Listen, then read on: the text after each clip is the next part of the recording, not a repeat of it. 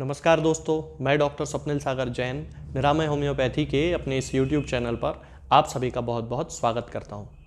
दोस्तों, हमारे परिवार में ऐसे बहुत सारे सदस्य होते हैं, ख़ास तौर से बुज़ुर्ग और आजकल तो यंग एज के लोगों में भी, यानी कि 20-25 वर्ष की उम्र से लेकर और 40 वर्ष की उम्र के आसपास तक के लोगों में भी ये समस्या काफ़ी आम तौर पे देखने में आ रही है।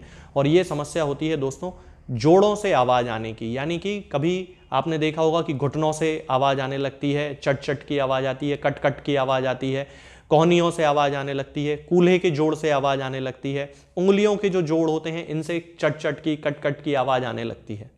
तो ये जो समस्या होती है दोस्तों आजकल बड़ी आम तौर पर देखी जा रही है। मेडिकल की भाषा में, यानी कि चिकित्सकीय भाषा में इसे क्रिपिटस कहा जाता है, क्रिपिटिंग साउंड कहा जाता है। इस साउंड के होने के पीछे बहुत सारी थ्योरीज होती हैं, बहुत सारे रीजंस इसके होते हैं। इसमें सबसे पहला जो रीज़न होता है दोस्तों वो होता है कि हड्डियों के बीच की जो स्पेस होती है उनमें जब कभी एयर बबल बन जाते हैं तो उनके फूटने के कारण ये क्रिपिटस साउंड या कट-कट या चट-चट की आवाज़ जो है वो आने लगती है। और इसका दूसरा जो रीज़न होता है वो होता है कि जब भी कभी टेंडन हड्डी के ऊपर स्नैप करते हैं या खिसकते हैं तब भी कटकट या चट-चट की आवाज़ आने लगती है। तो पहला जो रीज़न होता है जिसमें कि बबल के फूटने के कारण कटकट या चट-चट की आवाज़ आती है उसमें दर्द नहीं होता है।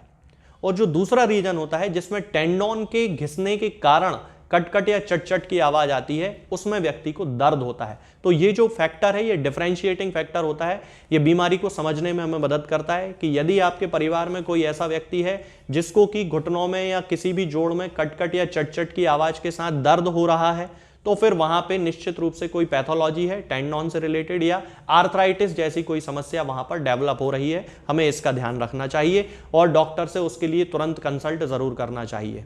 और जो दूसरा रीजन है जिसमें कि दर्द नहीं हो रहा है और सामान्य तौर पे ही कटकट या चट-चट की आवाज आ रही है, मान लीजिए कोई कुर्सी से उठ के खड़ा हुआ उस समय आवाज आई, चलना शुरू किया उस समय आवाज आ रही है, या सोते समय आवाज आ रही है, या सीढ़ियां चढ़ते समय आवाज आ रही है, तो लेकिन वहां पे किसी भी प्रकार का कोई दर्द एसोसिएटेड नहीं है, तो ये सामान्य जो है वो एक समस्या है। और इसका साधारण सा सीधा सा जो इसका संबंध है वो घुटनों के या किसी भी जोड़ की हड्डियों के बीच में जो एयर बबल हैं उनके फूटने से होता है। लेकिन दोस्तों इस समस्या को नज़रअंदाज नहीं करना चाहिए, खास तौर से बढ़ती उम्र के लोगों में, 40 वर्ष से ऊपर की उम्र के लोगों में यदि कटकट और चट-चट की घुटनों से या जोड़ों से आवाज़ बहुत ज़्यादा आ रही है तो हमें इसके लिए तुरंत किसी डॉक्टर से कंसल्ट करना चाहिए, क्योंकि ये भविष्य में होने वाली किसी गंभीर बीमारी का कारण भी बन सकता है, जैसे कि ऑस्टियोआर्थराइटिस या रूमेटॉइड आर्थराइटिस या रूमेटिज्म। इस तरह की जो कंडीशंस होती हैं ये इस कटकट या चट-चट की आवाज़ के साथ फ्यूचर में एसोसिएटेड हो सकती हैं, यानी कि फ्यूचर में हो सकता है कि आपको इन जैसी समस्याओं का सामना करना पड़े। तो दोस्तों यदि आपको इस तरह की कोई समस्या हो रही है तो अपने जो टेस्ट होते हैं, जैसे आरए फैक्टर हो गया, कैल्शियम का टेस्ट हो गया, ब्लड में कैल्शियम की कमी का पता लगाने के लिए सीरम कैल्शियम टेस्ट कराया जाता है, तो ये सारे टेस्ट जरूर करवा लें। यदि आपकी उम्र अभी कम है, यानी कि 20 वर्ष से लेकर 40 वर्ष के आसपास है, तो ये टेस्ट जरूर करवाएं उस कंडीशन में तब जबकि आपकी फैमिली में आर्थराइटिस की कोई हिस्ट्री रही है या फिर गाउट की कोई हिस्ट्री रही है या हड्डियों में कमजोरी की कोई शिकायत आपको पहले से रही है, तब उस कंडीशन में ये सारे टेस्ट आप जरूर करवा लें। अभी मैं बताता हूं आपको एक ऐसा कॉम्बिनेशन जिसका उपयोग करके हम घुटनों से या जोड़ों से कटकट या चट-चट की आवाज आने को पूरी तरह से खत्म कर सकते हैं। तो ये जो कॉम्बिनेशन है ये ना केवल आपकी कटकट चट-चट की आवाज, जिसे कि क्रिपिटस कहा जाता है, उसको बंद कर देगा, बल्कि आपके शरीर में होने वाली कैल्शियम की कमी को भी ये 100% दूर कर देता है। इस कॉम्बिनेशन में आपको दोस्तों 3 मेडिसिन लेके आना है।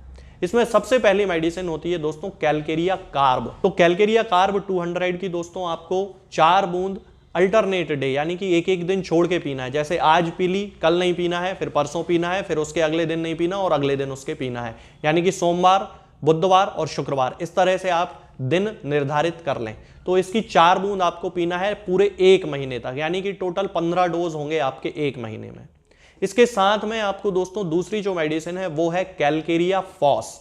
होम्योपैथिक मेडिसिनल सिस्टम की बहुत अच्छी मेडिसिन मानी जाती है हड्डियों से रिलेटेड किसी भी बीमारी में कैल्शियम के मेटाबॉलिज्म को सही करने में और हड्डियों में कैल्शियम को बढ़ाने में, यानी कि हड्डियों को मजबूत बनाने के लिए। जब भी ब्लड में कैल्शियम होता है लेकिन उसका जमाव हड्डियों पर नहीं हो पाता, तब उस कंडीशन में कैलकेरिया फॉस हमारी बहुत ही ज़्यादा मदद करती है। तो कैलकेरिया फॉस की आपको 6x की पोटेंसी लेके आना है और इसकी 4 गोली सुबह और 4 गोली शाम को कंटिन्यू आपको 3 महीने तक खाना है, बीच में गैप नहीं होना चाहिए। और इसके बाद जो अगली मेडिसिन आती है दोस्तों, वो होती है सिम्फाइटम ऑफिसिनेल। ये होम्योपैथिक मेडिसिनल सिस्टम की एक बहुत अच्छी दवा है उन लोगों के लिए जिन लोगों की हड्डियां टूट जाती हैं, ऑस्टियोपोरोसिस या ऑस्टियोमलेशिया जैसी शिकायत, जिसमें कि महिलाओं में मीनोपॉज के बाद या मीनोपॉज के दौरान हड्डियों में कमजोरी आने लगती है। उन महिलाओं को तो इसका सेवन जरूर कर लेना चाहिए। हड्डियों को जोड़ने में ये काफी मदद करती है, हड्डियों को मजबूत बनाती है। जैसे कि कैलकेरिया फॉस हड्डियों पे कैल्शियम का जमाव करवाती है, ठीक उसी तरह सिम्फाइटम ऑफिसिनेल भी इस काम को उतनी ही बखूबी से अंजाम देती है। तो सिम्फाइटम ऑफिसिनेल का आपको मदर टिंचर लेके आना है दोस्तों, और इसकी 20 बूंद सुबह और 20 बूंद शाम को 1 कप या आधे कप पानी में मिला के आपको पीना है। तो ये जो तीनों दवाएं हैं दोस्तों, कैलकेरिया कार्ब को आपको केवल 1 महीने यूज करना है और कैलकेरिया फॉस का उपयोग आपको कंटिन्यू 3 महीने तक करना है। इन तीनों महीनों में आपके घुटनों में या जोड़ों में जहां भी कट या चट की आवाज आ रही होगी, यानी कि क्रिपिटा साउंड आ रहा होगा, वो आना पूरी तरह से बंद हो जाएगा। यदि ऐसा होता है कि कई बार उम्र के कारण इसका प्रभाव थोड़ा स्लो हो आपके शरीर पे, तो आप 3 महीने की जगह 4 या 5 महीने भी ले सकते हैं, लेकिन एक बार किसी डॉक्टर से फिर पर्सनली कांटेक्ट कर लें तो ज्यादा अच्छा रहेगा। आज के इस वीडियो में दोस्तों फिलहाल इतना ही। आगे के वीडियोस में मैं आपको बताऊंगा कुछ नई बीमारियों के बारे में और उनकी होम्योपैथिक दवाओं के बारे में। तब तक के लिए जय हिंद, जय भारत।